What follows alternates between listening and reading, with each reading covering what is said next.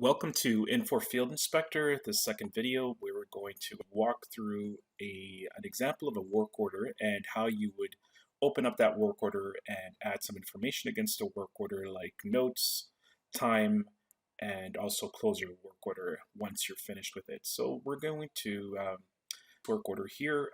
Notice a few things here right off the bat. It is highlighted green, which is different from other ones that you see here. It's because this one was just received by IFI or Infor Field Inspector. So it's just highlighted in green just to give you a heads up that this is a brand new work order that appeared on IFI. So if I click on this to open it, we're going to first see a couple things here. Along the top, you're going to see the work order and the work order number. You'll also see that work order number here under the summary tab. And along the top, you'll also be able to save any changes you make to the work order. So anything you change, you'd want to hit the save button here on the top right hand corner. This button here will allow you to close the work order once we're done. And then this button here is a button that will allow you to look at reports after you've entered in your labor hours. Let's walk through an example here of the summary tab and what you'll see here. So within the summary tab, you'll have a few bits of information. So first is the activity number. So in Sign Shop, we have a few activities that we use. So 23978 happens to be one of them, which is the sign replacement activity. There's also 23975, which is a pavement markings activity.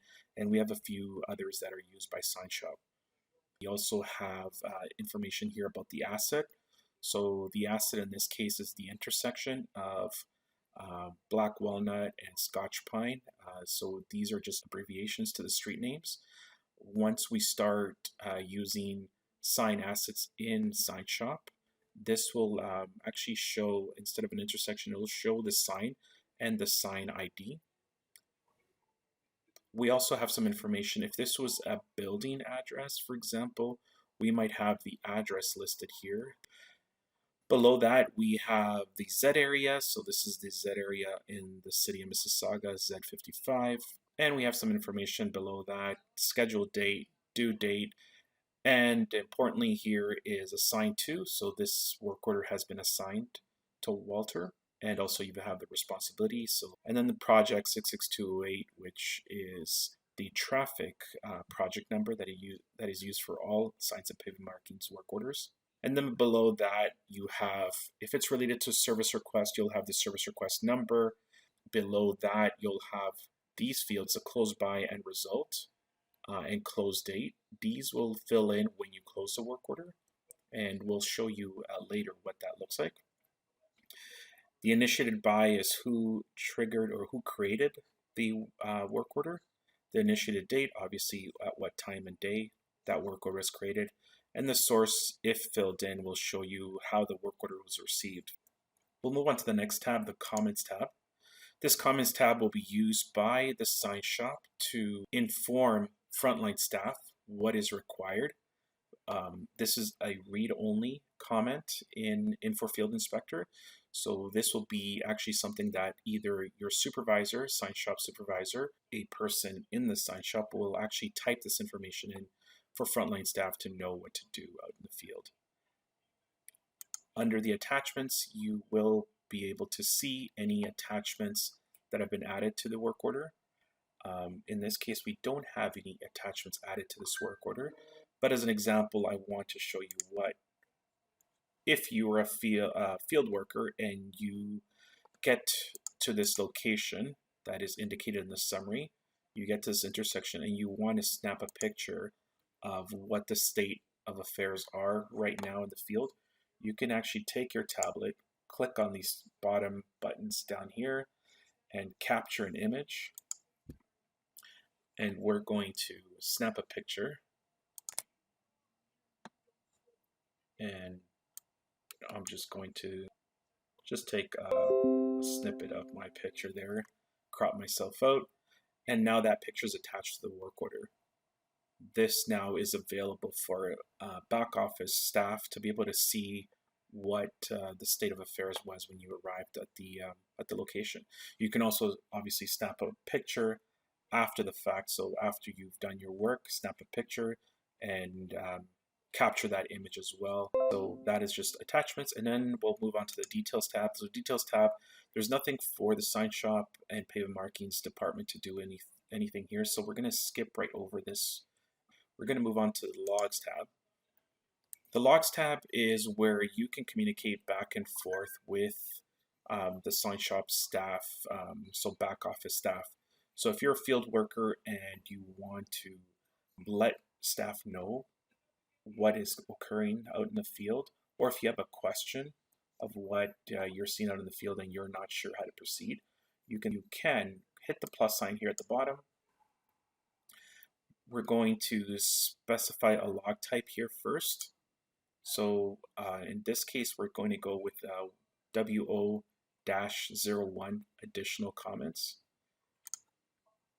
We're going to add a comment here. Please provide more information. So please provide more information as to where to install replacement sign.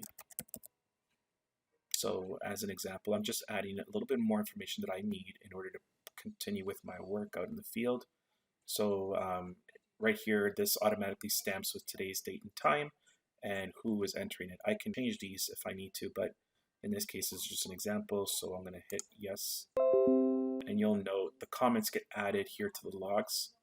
And if I needed to flip this back to, let's just say my supervisor, I could go back here and here in summary and just change the assign to. I could click on this and do a search for my supervisor. We're not going to do that right now. I just wanted to say that that's an option. In any case, this is just a way to add comments. You can also add comments here with respect to work you're doing out in the field. Let's just say you completed the work, everything's good. You can just add a quick comment just to say, I've completed the installation work, replacement work is done. Anything you think might be relevant to both yourself or others that may be reviewing this work order. You may want to add those comments there. The next section is resource usage. This is where after you've completed the work out in the field, you'd want to add in the time. So not only your time, but any staff that were working with you. You want to add their time and also add any materials you used and the vehicle that you used while completing the work. So we'll start off by adding first your labor time. So when I hit the plus at the bottom, you'll notice there's a plus here. It loads up this window, select cost type. We're going to start off by specifying our labor time first. So I'm going to click on labor. By default, it would load up the name of the person who's logged into Infor Field Inspector. So again, I can change this if I'm needing to enter in someone else's time, but for now, we're going to keep Walter's name here. The next thing we'll want to do is identify what his job class is. So we will pick his job class. So in this case, we'll pick a traffic one, and this is the most one that pertains to Walter. So we're going to click on his job class. The next thing we want to do is specify the pay type. So there's various pay types that we can pick from, whether someone has a premium type of work that they're doing. This is what they'll specify. For the most part, you'll be picking regular time, and by default, it'll also show regular time there. The next thing we want to do is specify the charge from date and time. So this is when we started this job. So we're going to click on that field, and by default, it loads today's date. So I'm going to, let's say I finished or I worked on this job between noon. So today at noon, and I'm going to go, and you'll notice this goes up and down. You can actually navigate to the closest point of minutes that you can find. So in this case, I'm going to go noon and ignore the usage. Usage automatically calculates based on this time that I just entered and the charge to time that's already in the system. But I'm going to change this. So I'm going to change this now. I'm going to say I worked until 4 o'clock, so 1,600 hours. And again, it's military time. So again, we can go either up and down on the minutes to get to the 00. So find the closest way to get there and specify it. So I'm just going to say this took me a total of 4 hours. Notice that the usage still hasn't changed, but that's okay. We're going to save and close. So the furthest one in the top right hand corner, I'm going to click this, and you'll notice the time that was entered is shown here. So charge date is 12 p.m. and the charge to is 4 p.m. and that's for today. And the usage is 4 hours. The important thing is to note is the hours here that are noted. This is what you want to focus on just to make sure that the hours you entered in are correct. The next thing we want to do is enter in materials. So let's just say we use some materials. So we're going to click on materials here and we're going to look for a fastener. So I just want to show you when I'm here, I'm going to click on part and material at the top. And here, I'm not going to see anything right off the bat. What I want to do here is I want to show you a couple ways that you can look for signs and pavement marking product or materials. So one way is to enter an SPM and percent on the top left-hand corner box here, and then do a search or hit the magnifying glass. And this way you'll get all the different types of products that or materials that Signs of Pavement Markings has. So this is the full list of materials that the sign shop is using out in the field. Another way to do it is, let's just say we're looking for bolts. So I'm just scrolling down here and I'm seeing there's stainless steel hex bolts and lag bolts. So I'm just going to say, for the sake of this example, I'm going to look for a description here. So now under the description box, I'm going to go percent and I'm going to go bolt percent. So this, what it will do is it'll search for anywhere in the description where the word bolt appears. So again, percent means anything prior to bolt and percent means anything after bolt. Bring me where the description has bolt in the description. And I'm going to hit the magnifying glass. And here I get all the lists of all the bolts that are in the system.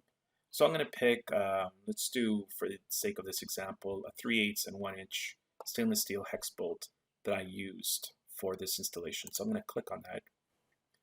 That automatically selects the item. Notice the description. And I'm just going to show that I used 2 bolts. Let's just say 2 bolts for this installation. The units are defaulted, it's always each, so I'm going to do 2 and each, and I'm going to hit save and close. And that's as simple as adding bolts. So the importance here is the 2. You use 2 of them. And the last thing we're going to do is add a vehicle. So again, we want to add a vehicle for exactly the same time that you worked this work order. So we're going to go from 12 to 4 p.m. and we're going to hit the plus sign here. And we're going to look for fleet equipment. So fleet equipment is how we designate not only our vehicles, but also any equipment that you use in the field. For example, it could be anything from leaf blowers to any other type of paint machines. It could be a wide range of things. So the first thing we do is go up here to fleet equipment, click on this box next to fleet equipment, and we have to search for the fleet equipment. So right off the bat, you'll see it's actually trying to find it on a map. We in the sign shop always know that our vehicles always start with R, and we're going to look for the actual vehicle number because we know that when we get assigned that vehicle in the morning. So I'm going to say R-056. That is a vehicle that was assigned to me in the morning, and I'm going to search for that. And you'll notice once I search for it, the vehicle shows up, R-056, a 2-ton sign truck. And I'm going to click on that, click on it once so it highlights it blue, and hit the check mark.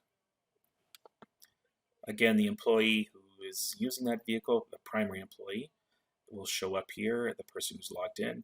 And we're going to specify also the times like we did for our hours. So again, we're going to go from 12 p.m. So this exact time that I entered my personal time in.